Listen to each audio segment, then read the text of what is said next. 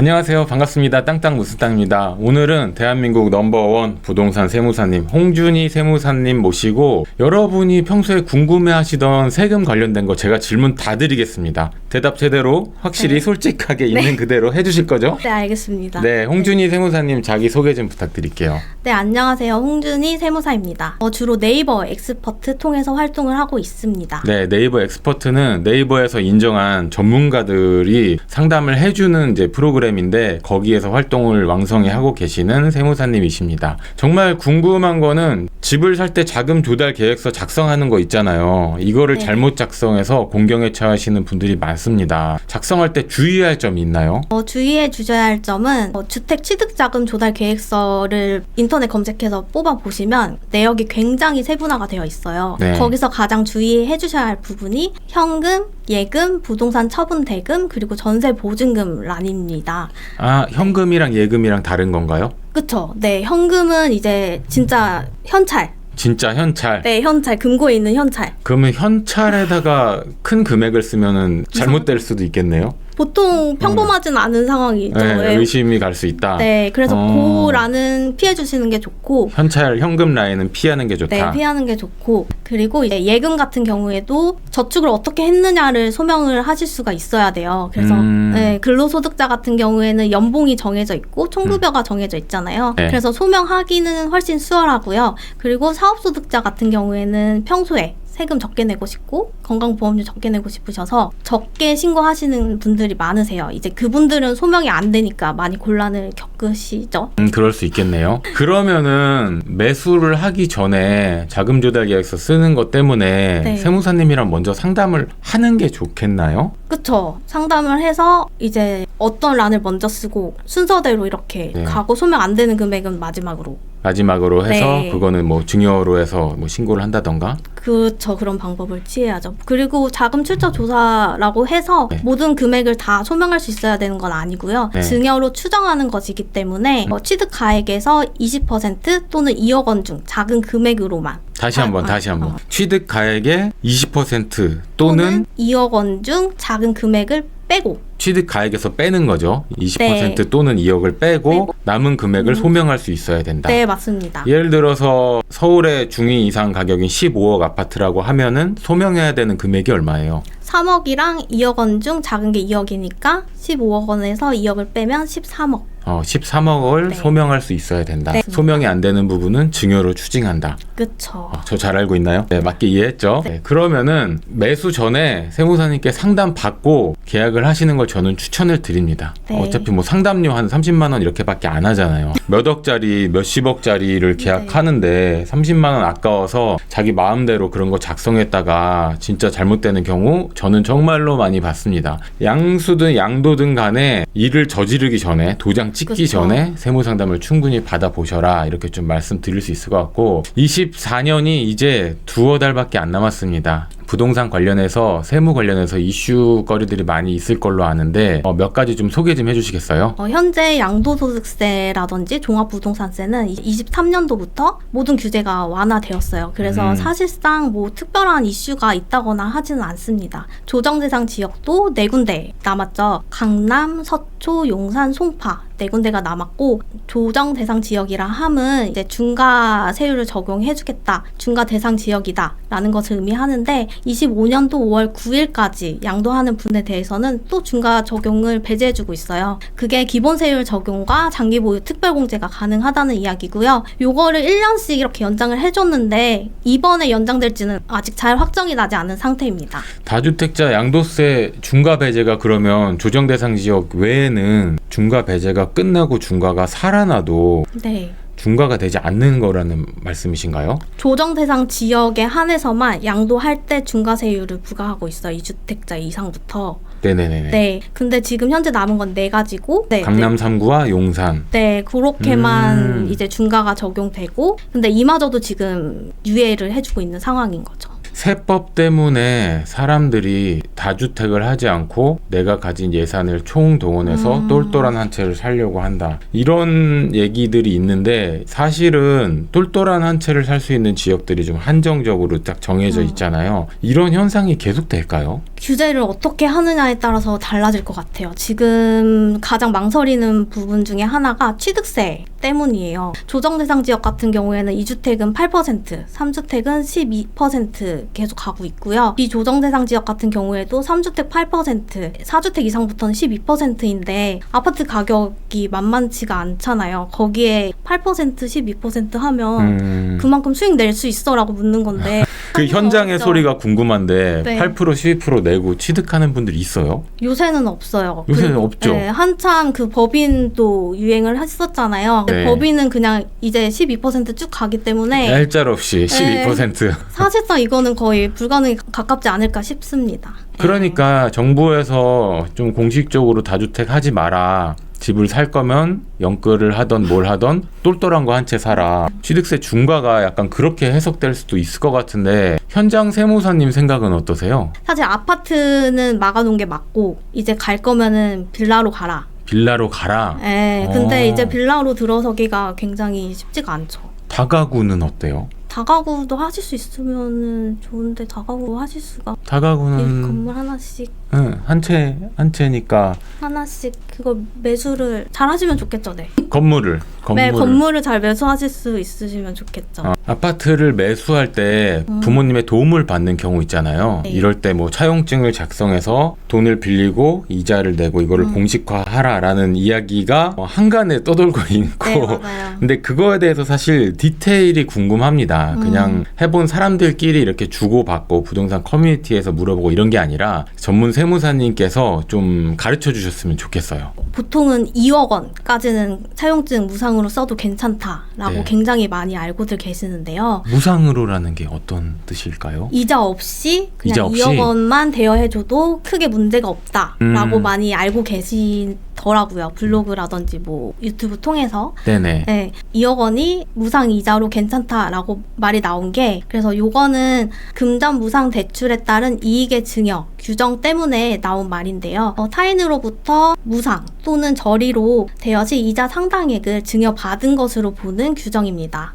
요 기준이 1년 기준 이자 상당액을 계산을 했을 때 1,000만 원이 넘어가게 되면 그 이자 상당액이 1,000만 원이 넘어가게 되면 증여로 보는 거예요. 그래서 요거를 역산해서 환산하면 이자 상당액을 환산하면 무상으로 대여 시 대여 금액이 2억 1,700만 원 정도가 나오게 됩니다. 네. 그래서 2억 원으로 많이 알고 계세요. 그래서 2억 원으로 차용증을 작성을 해서 구청에 가서 검인을 받으시거나 이제 공증을 받으시거나 하시는데요. 요거는 사실 형식상으로만 그렇게 액션을 취해 놓는 것이지 사실상으로는 증여가 맞잖아요. 그렇죠. 네, 요거는 실제로도 국세청에서 추징이 굉장히 많이 나오고 있는 부분입니다. 그러면은 우리가 2억까지는 말씀하신 것처럼 이자도 뭐 낸 꼴이다 이런 식으로 빌린다는 뭐 설명을 해주신 것 같은데 실제로는 그렇게 하면 안 된다라는 말씀이신 거죠? 그렇게 하고 계시지만 국세청에서 추징이 나올 경우 어떻게 소명을 할 수는 없겠다. 그래서 2억 원을 빌려줬는데 5년이라든지 10년이라든지 빌려준 상태로 계속 두면은 그거는 증여가 맞겠죠.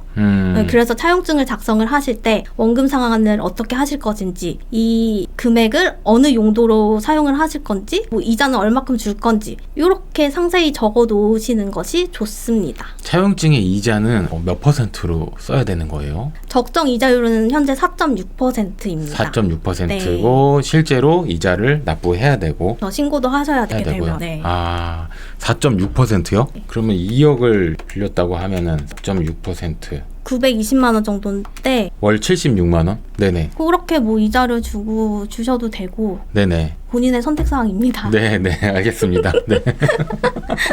1주택자인 분들은 추가로 주택을 매수하게 되면은 자연스럽게 임대사업자가 되는데 이때 사업자 등록증을 내야 하는지 아닌지 이거 헷갈리시는 분들도 있어요. 그거 설명 좀 부탁드리겠습니다.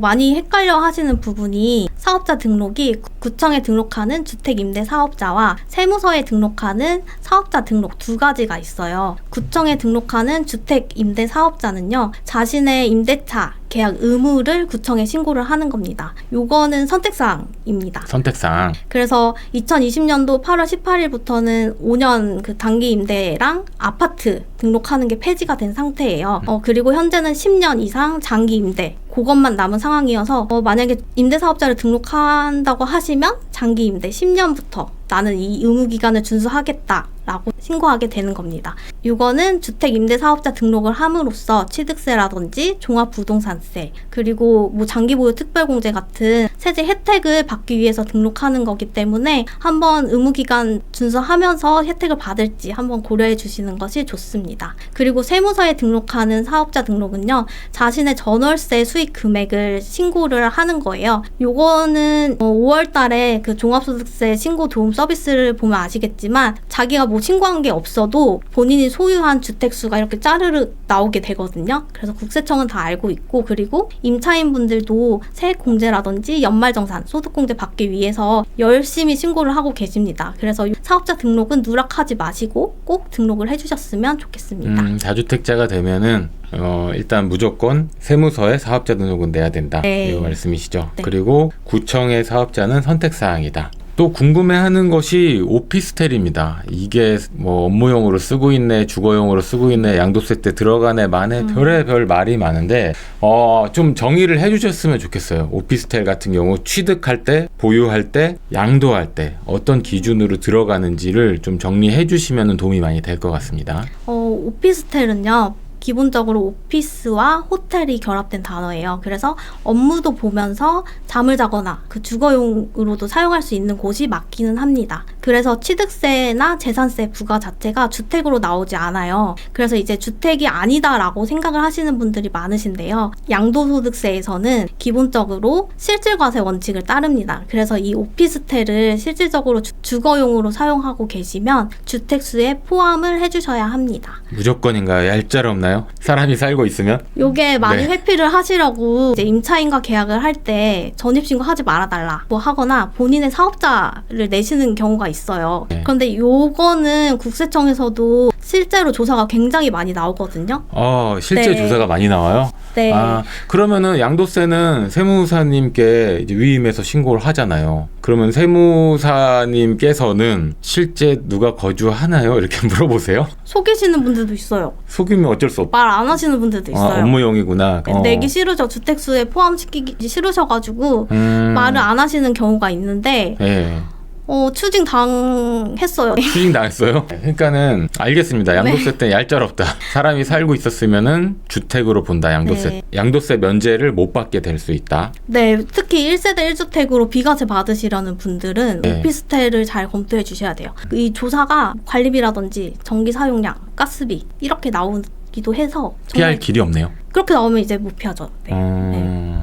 살긴 사는데 주소 등록도 하지 말고 전기도 쓰지 말고 가스도 쓰지 마라 이렇게 할 수는 없으니까. 네. 네, 그렇군요. 그러면은 취득세 면에서는 취득세는 오피스텔 4.6%로 부과가 되고 있어요. 취득할 때는 무조건 업무용으로 보는 거네요. 네, 취득세랑 재산세는 업무용으로 나오게 됩니다. 사람이 살면은 주거용으로 하면은 1에서 3% 취득세 싸잖아요. 그쵸? 사람이 사는데 왜 업무용으로 내요? 빨리 나 따지는 거야 지금. 왜? 업무용이라고 건축물 대장에 되어 있으니까 일단은 업무용으로 나오고, 양도세 때는 주거용으로 보잖아요. 양도소득세는 실질과세 원칙에 따르니까요. 취득세 때는 실질과세 원칙이 아니라 건축물 대장에 따른다. 네. 뭔가 이상해. 문제 있는 것 같아. 아닌가요? 네, 죄송합니다. 세무사님께 제가 따질 일은 아닌데 네. 오늘 너무 재밌네요. 에피소드 하나 소개시켜 주시면 좋을 것 같아요. 에피소드요? 네네. 세금을 어떻게 해서든지 내기 싫으셔서 많죠. 사실대로 말 안 하시는 경우가 굉장히 많죠. 세무사님께 왜 사실대로 말을 안 하죠? 사실대로 말하면 제가 그렇게 내라고 하니까 계속 거짓말 하시는 분들이 계세요. 현장에서는 그런 분들이 계시는군요. 부동산 커뮤니티에서 뭐 질문이 정말 많이 올라오는데 제가 가장 많이 보는 거는 결국에는 절세입니다. 절세. 그리고 1주택에서 2주택이 되려는 분들이 질문이 많고 일시적 1가구 2주택을 이용해서 양도세 절세 효과를 극대화시키려고 하시는 분들이 있는데 지금 1주택이신 분들은 이 방법이 굉장히 궁금하실 것 같아요. 뭐 실질적으로 뭐 잘하고 계시는 분들도 있지만 이거를 몰라서 못하고 계시는 분들도 있거든요. 내 집 갈아타기를 하면서 양도세 절세하는 거에 대해서 좀 알려주시면은 구독자분들에게 도움이 많이 될 것 같습니다. 1세대 1주택은 너무나도 유명하죠. 요거는 1세대가 1주택을 소유하고 2년 이상 보유 후 양도시 양도소득 금액을 비과세해주는 제도입니다. 여기서 주의하셔야 할 점은 취득일 당시에 조정대상 지역이었다면 추가로 2년 거주 요건까지 충족을 해주셔야 하고요. 고가주택 같은 경우에는 양도차익에서 12억 원이 무조건 비과세가 된다고 생각하시는 분들이 있어요. 그게 아니라 양도차익에서 양도가액 중 12억 원이 차지하는 비율만큼만 비과세 된다는 것을 기억해 주셔야 합니다.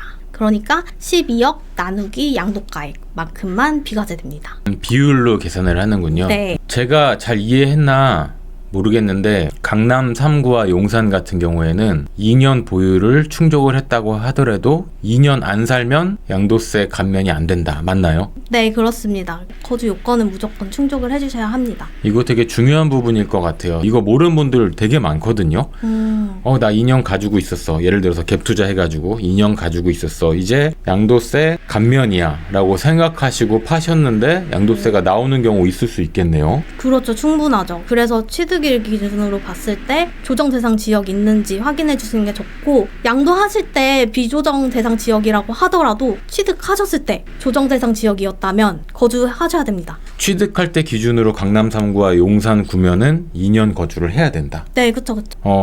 이거 모르고 갭 투자 해놓으신 분들 계시면은 빨리 이사 들어가세요. 맞죠? 빨리 이사 들어가서 2년 사셔야지 양도세 감면이 됩니다. 굉장히 중요한 부분이고, 몇 억 버셨어요. 영상 보시고 지금. 네, 이사 들어가세요. 마지막으로 구독자분들에게 좀 하고 싶은 말 있으시면은 또 알려주고 싶은 거라든가 뭐 세무 관련해서 어떤 것이든 좀 얘기해 주시면은 네, 감사하겠습니다. 많은 분들이 이제 세금만 생각을 하시게 되시는데요. 건강보험료도 조금 고려를 해주셨으면 좋겠고, 실제로 건강보험료 상담이 꽤 많아요. 11월 달에 정산이 되잖아요. 네네. 그러면 전화가 진짜 많이 옵니다. 왜 이렇게 많이 나오는지 하면서 실제로 상담이 많이 들어보니까 세금이라든지 뭐 임대를 주신다고 하면 월세라든지 수익률 계산하실 때 건강보험료도 꼭 포함해가지고 계산을 해주셨으면 좋겠습니다. 네, 감사합니다. 지금까지 홍준희 세무사 사무소의 대표 세무사님, 홍준희 세무사님 모시고 이야기 나눠봤습니다. 오늘 정말 도움이 많이 됐어요. 감사합니다. 네. 네.